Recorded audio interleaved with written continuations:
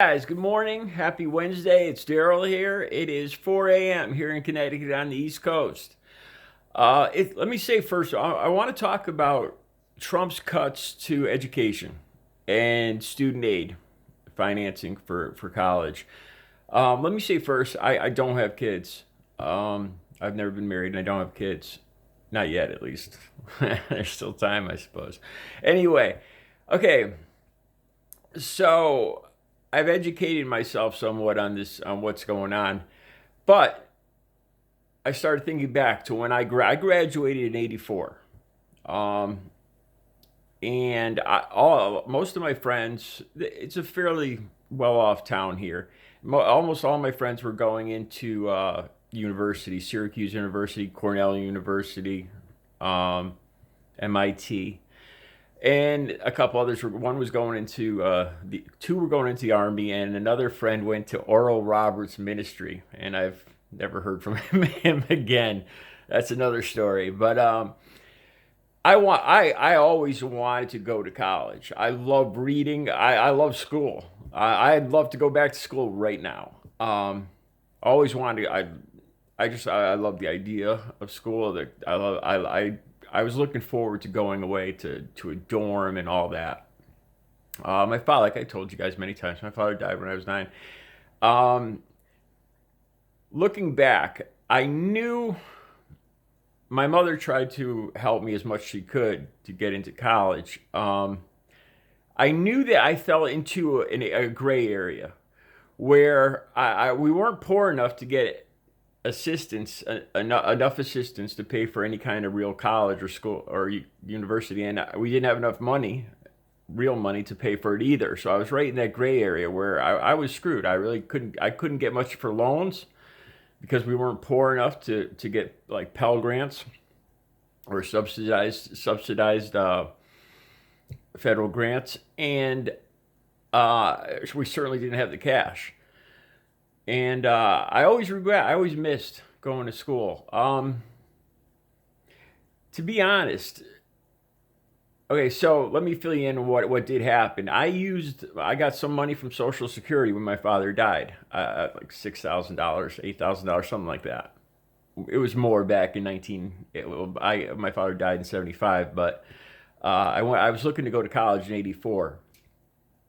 Looking back, Reagan slashed education funding for colleges. It was the biggest slashes to any federal program in that time between 1980 and '85. 25% of education was slashed under a Reagan. Looking back now and reading up on it, I can understand why I couldn't go to college now. It was because of Reagan's ideas. The idea back then was that unpaid student loans were dragging down the federal budget too much, and they didn't want to pay for it, and they cut it, just like now. And I was one of the people that I would have loved to go for a 4-year architectural school. I had the grades. I never failed one class in high school. Never failed one class. Yeah, I had all the grades and everything to get there, but I just didn't have the funding or the money to do it. What I ended up doing, I was determined. I used all the money I had from Social Security from my father dying to pay for a technical school, a good technical school around here called Porter and Chester Institute. Back then, it was a better school. It was they treated it like it was 2 straight years. No summers off, no vacations off. 2 straight years, 18 months, and then some. Of like it was almost like on the job training. We were expected to go in a tie, briefcase at 18 years old and treat it like a job. No radios. We had to produce projects. It was a very, very realistic setting.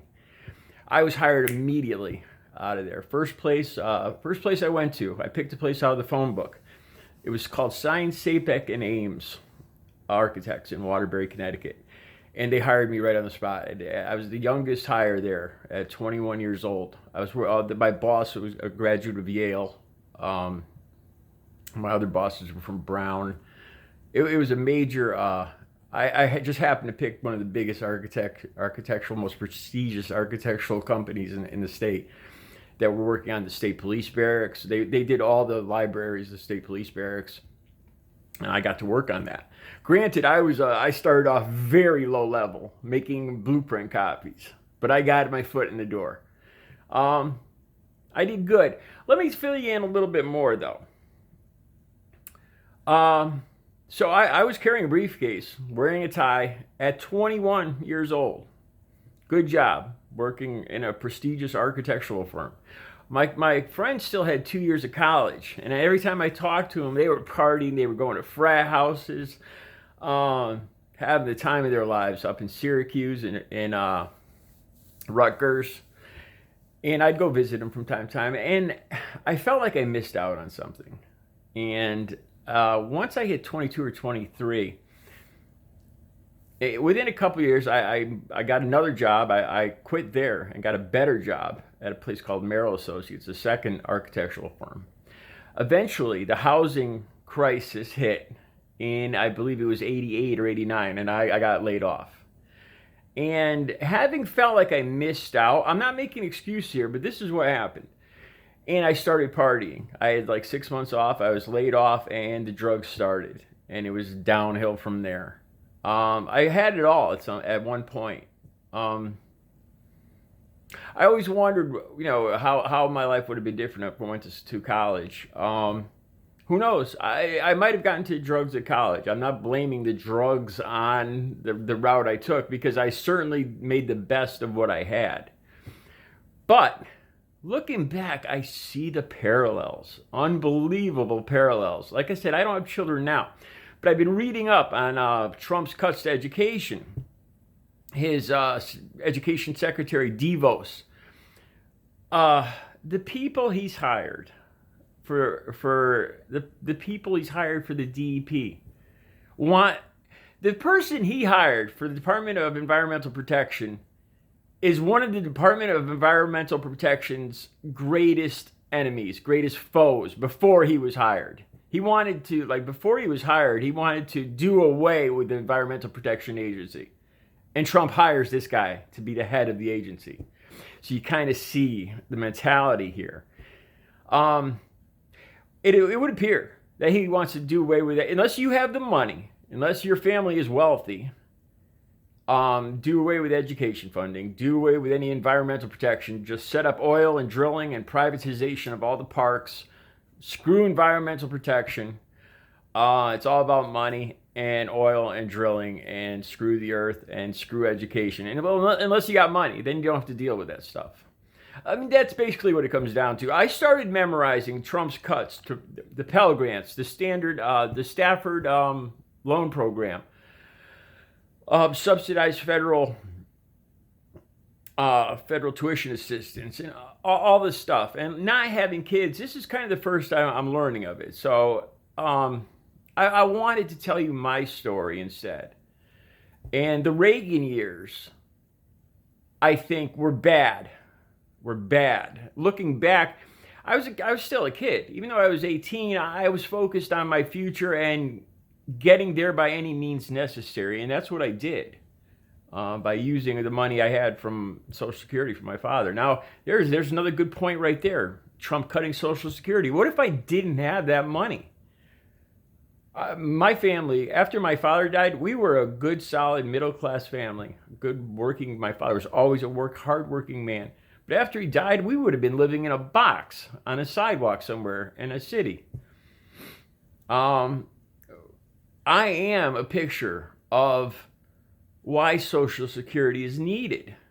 Not for lazy people, not for people stealing it, for what can happen and does happen to every American family. Shit happens. That sums it up. And, unless we want families routinely ended up living on sidewalks somewhere, homeless, we need these programs for people to rebuild their lives after catastrophes. Shit happens. As I was saying, though, the Reagan years were bad. But from what I'm reading, Trump has gone above and beyond anything Reagan even did. And I see the similarities too. I never really thought, I gave it much thought. Back during this housing crisis, when I got laid off in 88, I believe it was 88, 89. I didn't pay it a whole lot of thought. I was 22,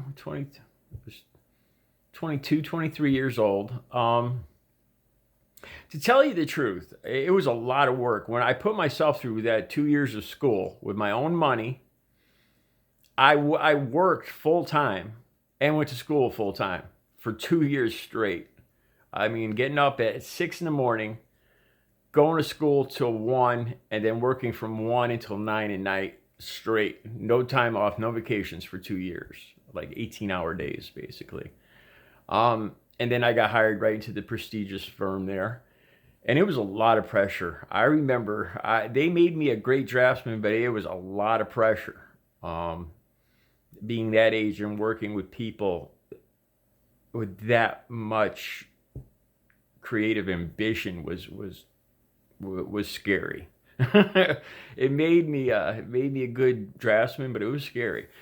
So when I got laid off at 23, I almost looked at it as a relief, like I got a break.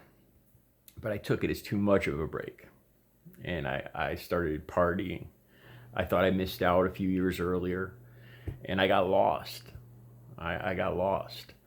I became a truck driver eventually, a union truck driver and a salesman for a publishing company. And I did great at that. I've always succeeded. I'm very proud of myself. But shit happens.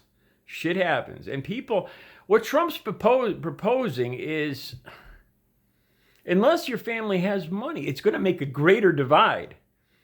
The proposals, the amounts there, the limitations is very, I think it's like 26,000 a limit to borrow. That's in today's, and then the colleges are all raising their prices. So people that don't have a well-off family, a wealthy family, really don't have. I didn't have an opportunity, and the kids now are going to have even less. Again, there's going to be driven, innovative kids like I was that will succeed regardless through today's technology, starting up their own companies and whatnot. And God bless them. But a good portion of this country is just going to divide the country more, making more lower middle class families with no education, no further education, no university, no college education. It would almost seem like this is what Trump's aiming for: an elite class and a poor working class that services them. Because that's what to me, that's the, I started memorizing these all the numbers, the millions, the billions on the loans and what he's proposing to cut. But the end result is a way greater divide right there. And and all I could think of as I read these articles is Trump saying how he loves the uneducated. Do you remember him saying that? He said it a couple times. He did say it. He clearly said it, and he clearly meant it. And nothing illustrates his seriousness as much as his proposed budget in saying that he loves the uneducated. Or he doesn't care about the uneducated, let's just put it that way. Or he loves screwing over the uneducated. How's that? That's even better. It seems like he wants more money for military. What he calls border, strengthening the borders, which really translates to his ego wall, money for his ego wall. As a matter of fact, there's a lot of comments that seem to say that a lot of these cuts for education and healthcare, the environment, a lot of that money is going to be then put into the wall and border security, as they call it. But a big, beautiful wall with Trump's name on it, I think, is the goal here. So there'll be hundreds of thousands of kids that won't be able to go to college. They just won't be able to afford it. But Trump will have his big, beautiful wall. and that's our future. Why, how people can go along with this, I don't know. All right, you guys have a good Wednesday.